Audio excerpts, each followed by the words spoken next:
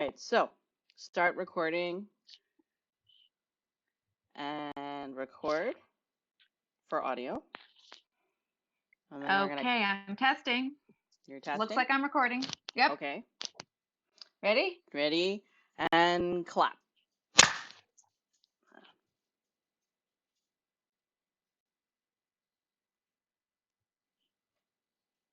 Well, hello there. I'm Gail Carriger, And I'm Piper J. Drake, and you're listening to 20-Minute Delay a podcast about travel. because travel never goes how you expect. But sometimes technology works. Whee! I'm so happy about that. All right. So today we'll be talking about rituals to remind you that you're home, or in this case, at home. Um, I think, and that's going to This, be a lot of fun. yeah, and we're thinking just the little things that you do when you get back after having been away to just comfort yourself, but also just bring you back home. I always say, especially after I've been traveling international, that I have this sort of spacey feel. I don't know if you get that, Piper, but I get sort of spacey for sometimes a couple of days, like I'm I still do. still in the ether or something. And then so I have all these little rituals that I do to remind myself I'm home. I do, although in a narrow travel period, I might only have 2 or 3 days before I have to turn around and zip back I out again. know. So it is definitely good to kind of ground myself at home Yes. before I have to leave Yes. again. Yeah. But first, But first, where have you been this week, Piper? Or where have I been? when? Well, neither of us have Yeah, been anywhere this week. neither of us have been anywhere this week. So So how I has it suppose been we at don't. home? Yeah, how has it been at home? I suppose we could talk a bit about that. Yeah. So both of us often work from home already. Mhm. So have things been different for you recently, working even though you're used to working from home? They have actually. So my partner, producer Matt, my partner actually is here with me at home at currently, and I may have news. Let's save it for a different episode, but I may have news. We both work in our apartment, and we're both on video conferences all the time. And we are in a very small one-bedroom urban layout, which means it's not soundproofed at all. And in fact, there's kind of a sliding door situation rather than a closing door situation. So you can't even have one of us in a closed room and one of us out in the main living area. So we ended up changing the layout of desks so that he and I could kind of face each other, and our monitors actually create kind of a natural sound barrier. And so it reduces the amount of space we have in our actual living room area, but it's much more comfortable for each of us to work through a virtual day. And so we decided that the sacrifice in space was worth it for the layout of the desks. And we also, with the little sound barrier of our monitors, we also don't distract each other as much. Makes sense. Yeah. My partner and I have done very similar thing. Um, we actually rearranged our living room, so we also have a small apartment. It's a bit bigger than yours. It's a two-bedroom, sort of a two-bedroom. One of them's kind of just a really large closet, and that's kind of how I use it. To be fair, it is my partner's office and my very large closet. Hmm. Anyway, but we rearranged our living room to give us more space so that we could stretch and I could do yoga because the yoga studio is closed right now, and and but it's way less convenient for just like day-to-day activities. Like there's no real place to have a meal now and stuff like that. But it gives us more space. But the side effect of this is that this huge increase in video conferencing that's happening to all of us right now Yes. means that I like there's nothing in our living room or in my desk setup or in anything there that's like designed with video in mind, either from a sound perspective or from a visual perspective or from a lighting perspective. Hmm. And so I've just been like scrabbling to rearrange furniture and how can I push this furniture here and what can I prop my iPad on top of in order to do a Zoom conference. And like it's been quite the sort of jerry rigged situation at home. And finally I was like, look, um, in order to be able to take interviews and do stuff on my actual computer, I really need to fix what people see behind me. Yeah. Um, so we're gonna invest in some curtain rods to help with that situation. Cause I have tons of curtains. I'm a perennial interior decorator collector of like pretty drapey things. Yeah, yeah, So yeah. and then I'll get sick of curtains. I'll be like, it's time to rotate the curtains. But I won't get rid of the old curtains. So I'm like, ooh, excuse to bring the old ones back into function when I need to sort of just cordon off messes and stuff. So we're gonna sally forth to a handy store and find us some curtain rods tomorrow, actually. So, but that's yeah, there's been a lot of furniture rearranging and trying to figure this stuff out. But I think Oh, everyone's yeah. in a similar position right now. I think so. Yeah, absolutely. So, So, our main topic. yes, let's get to the main topic. Home Do again, it. home again. What Yeah. kind of So, ritual reminds you that you're home or of home or that you like to do now? okay, this should come as no surprise to anybody, but mine are all food oriented. So the way I remind myself I'm home is all to do with the food. So we've talked about the burrito protocol before, which is the food I take with me, and usually because I'm also getting a burrito. If I'm getting a burrito because my flight's early the next morning, then I'm going to the Mexican place anyway. So we Yep. also eat Mexican food that night. Nom nom So nom I nom. usually, yeah, our local Mexican place has delicious pozole, which is one of my favorite things in the world. Also, really good street tacos, really good fish tacos, and Mm. really delicious. It's called their chicken guacamole salad, which is just fabulous. So I will get one of those things that doesn't travel well, one of those kinds of things for the night before, and then I get my Mexican like on the way out. And I say this because most Californians of my acquaintance, if they're not traveling to Mexico, um, tend to want to eat Mexican as soon as they get home again because that's the thing that's really hard to find done well, but also in a style that we become very attached to as either Southern Californians or Northern Californians. It's really hard to Uh-huh. find that kind of Mexican elsewhere. So a lot of people comfort eat Mexican when they get home, but I do not. I comfort eat Thai food. Um, So always to the point where my partner has a standing order ready for me when I fly, when I get home. Is the first thing I do when I get home is I drink a smoothie. I like the emergency the C smoothies. So there's like a mango one or there's a strawberry one or something. Hmm. Yeah. And that's old school. My parents used to meet me with a smoothie when I came home from England when I was a little kid because Oh, you couldn't get smoothies in England. They just no, didn't they didn't really exist. have them at the time. They're They like, what is didn't have that? it. So when I got off the plane, my mom would always have a smoothie for me. So that's just like rich. It's total nostalgia comfort. And so my partner will usually now meet me with a smoothie and a bottle of water when I get off the Oh, plane. Yeah, it's really sweet. And if we're driving, that will get me through traffic home. And then the food we always order if they've been traveling with me, we order this is Thai food when we get back. And the thing I love is our local Thai restaurant has just the most delicious spring rolls.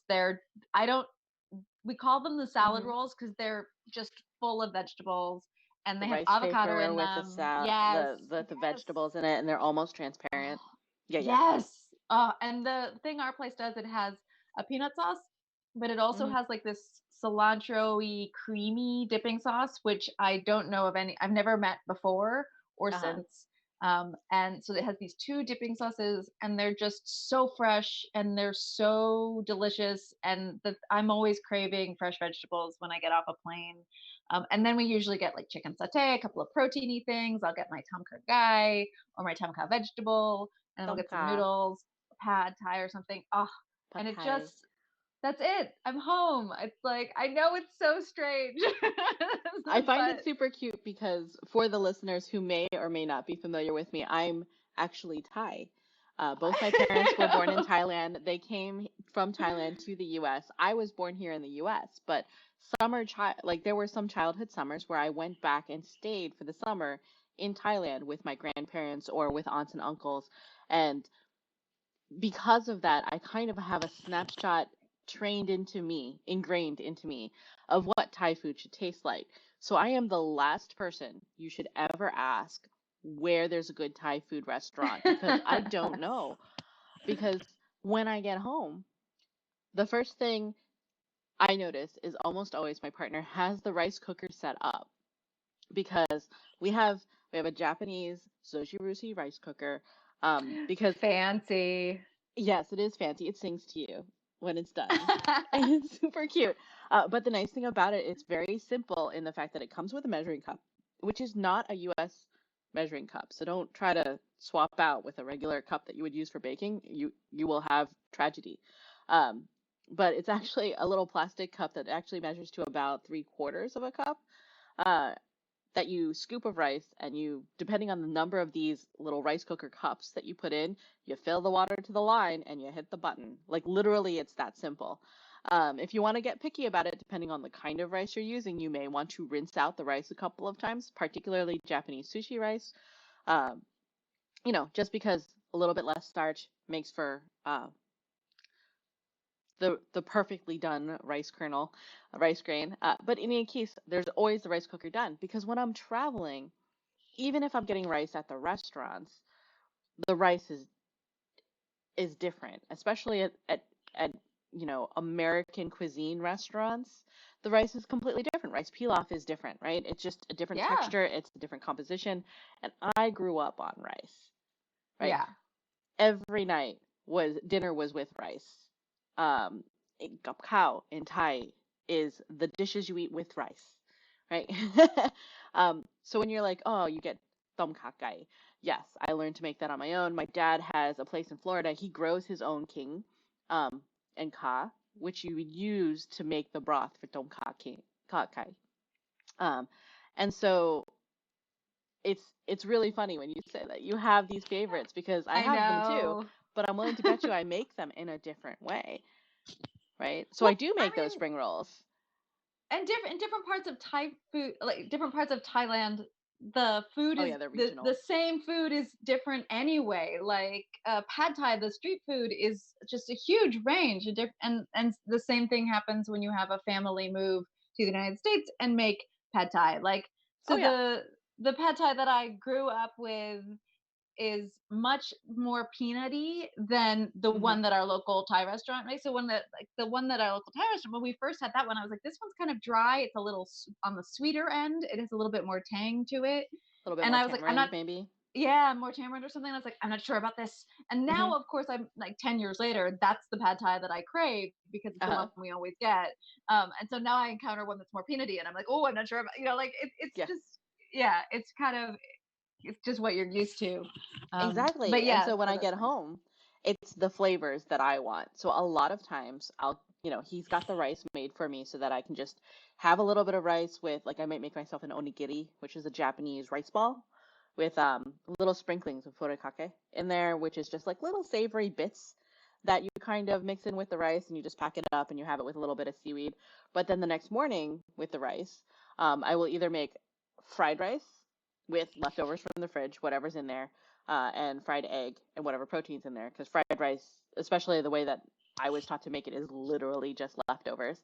Or I would make a clear soup, gangje, which is a very clear broth that's just a hint salty, just a hint sour, with a little bit of lime juice in there. And usually ground pork or ground chicken, again, whatever protein's in the fridge, and just peeled cubed cucumbers slightly simmered in there until they're just firm. And then I have that clear soup and an egg omelet and the rice as my soothing morning breakfast. And that's my home ritual because you're not going to find that at restaurants. It's so simple. Why would anybody ever do it? The closest thing that I have found to that is at Din Tai Fung. They have a clear noodle soup that has a similar taste to the broth, has very, very clear, thin cellophane noodles, and they have little ground pork meatballs in it. And they also have Oh, little yum. tofu envelopes in there. Ooh, So that sounds that delicious. soup's an alternative, everyone. If you are looking for that kind of soup, it's close to what I make at home. That's as close as I got.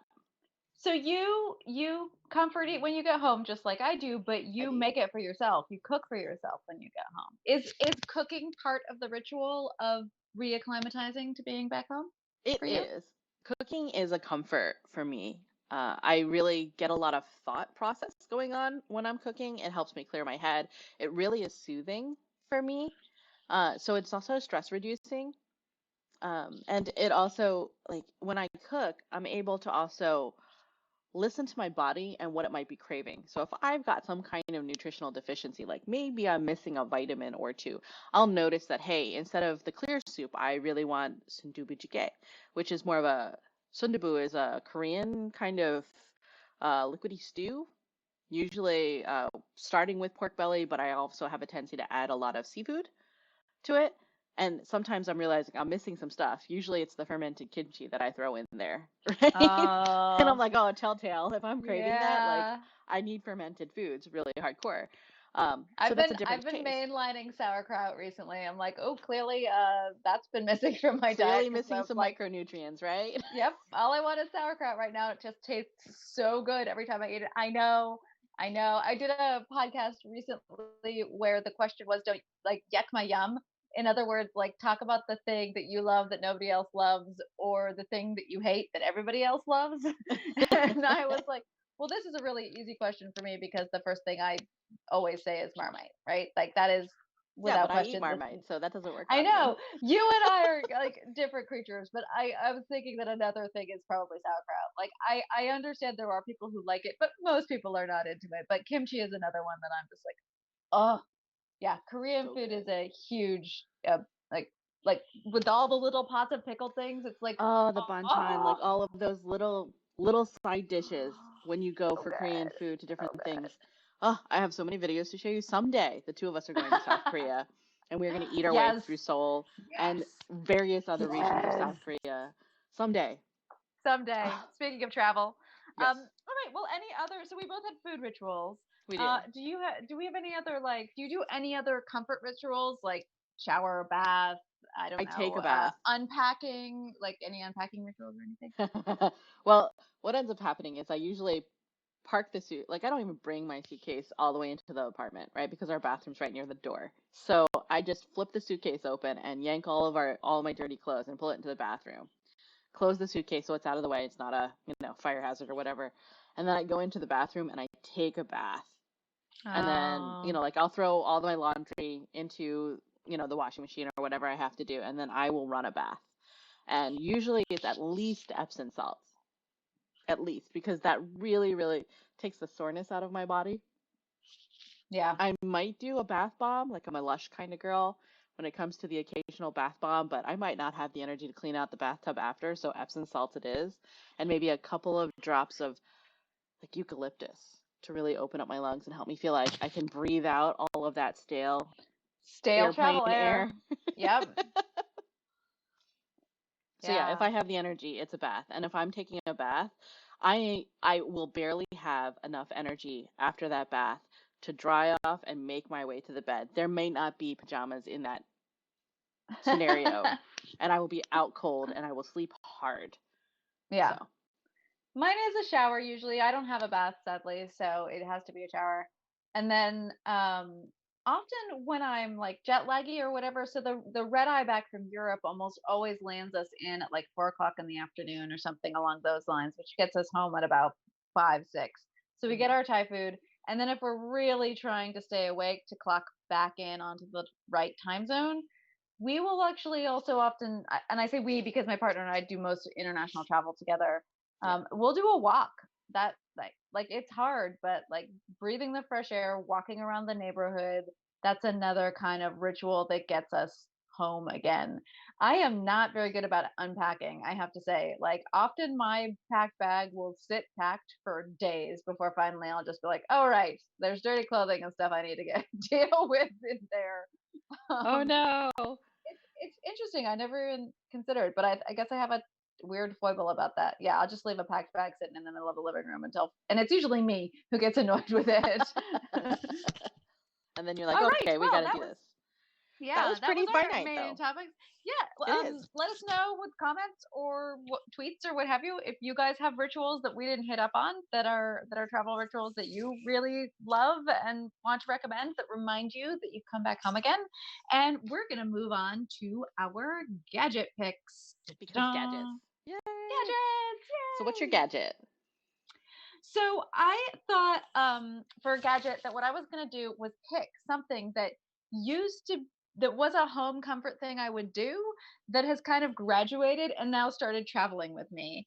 And for me, that's the Korean face masks. So I did not know how much I was going to love these things. They've come into my life just in the past maybe 6 years, partly because I started going to a spa in Japantown. It's Mhm, run by a Japanese lady, but it also, I think there's also a couple of Korean ladies who are part of the sort of managerial team, and mhm. they have these Korean face masks, and they don't use them as part of the spa treatments. But this is my birthday spa, actually. It's very exciting. Ah, Sad to miss it this year, but but they will give you these two face masks when you leave as like part of the takeaway thing. And so I just started like occasionally having a girls' night where we drink some wine and we put on our face masks, and I just totally love them. And then I thought, oh, I could take these with me when I travel you could. because yeah, how much fun is it to like be on a long weekend convention or something and just take a really nice relaxing bath halfway through, soak your sore muscles, treat your face after having worn tons of makeup and sunscreen and all that sort of thing. And they're individually packaged, so I can just pop one right in, and they're not a liquid, so I don't have to worry about the two-in-one bag or anything. So yeah, so taking a Korean face mask is my gadget pick for for I think that today. sounds awesome. And I do have Korean face masks that I also use. Actually, after the movie Crazy Rich Asians came out, a friend of mine pinged me and was like, "Are these snail masks a thing?" And I'm like, "Oh, yes, Oh yeah. they actually Do you are." do you have Uh-huh. a favorite kind? I okay, so I have a favorite store that I buy them from online. It's called Oh, Etude House.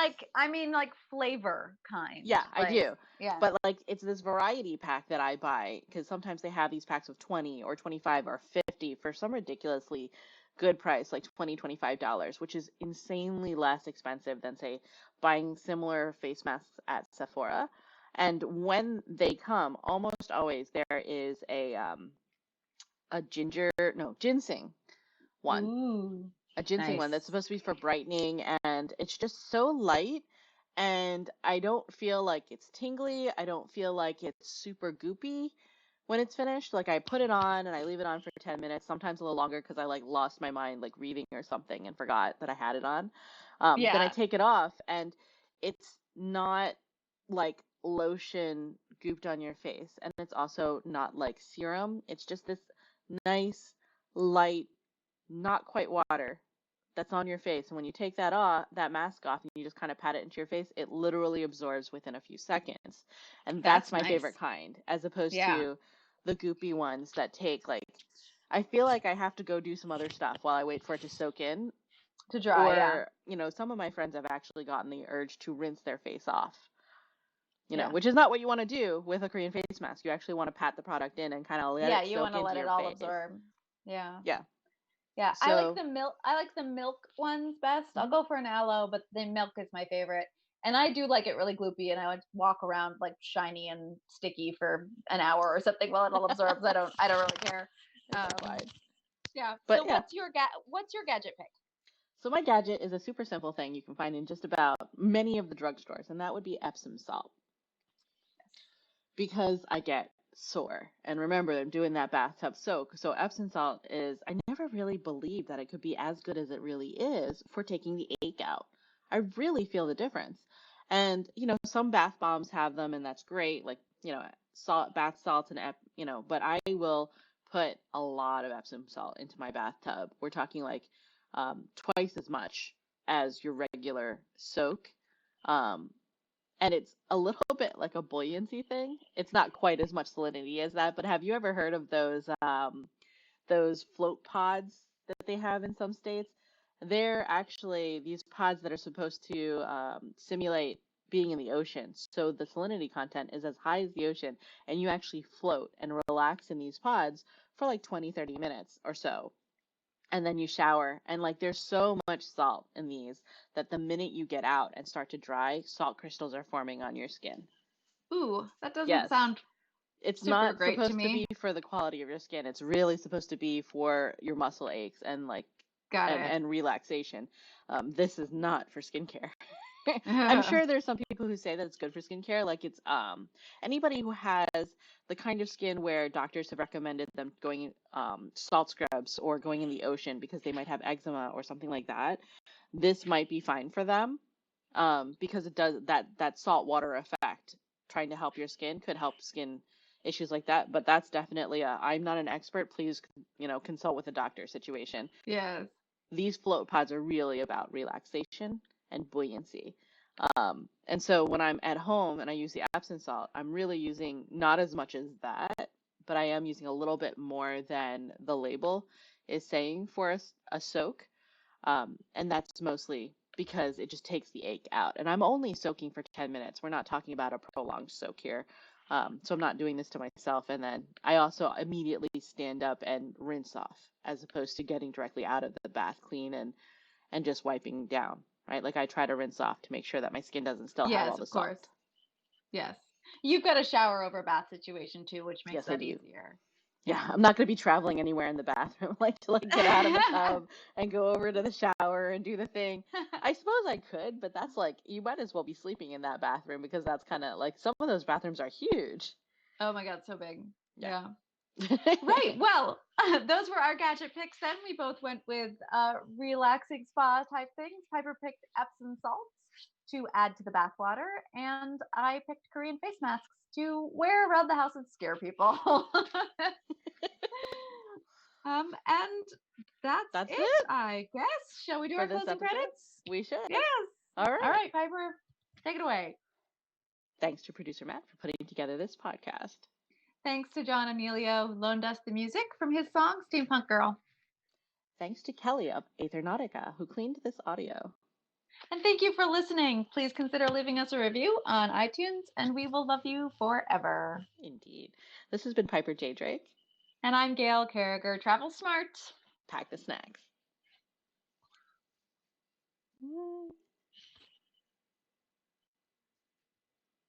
All right, that was episode 1.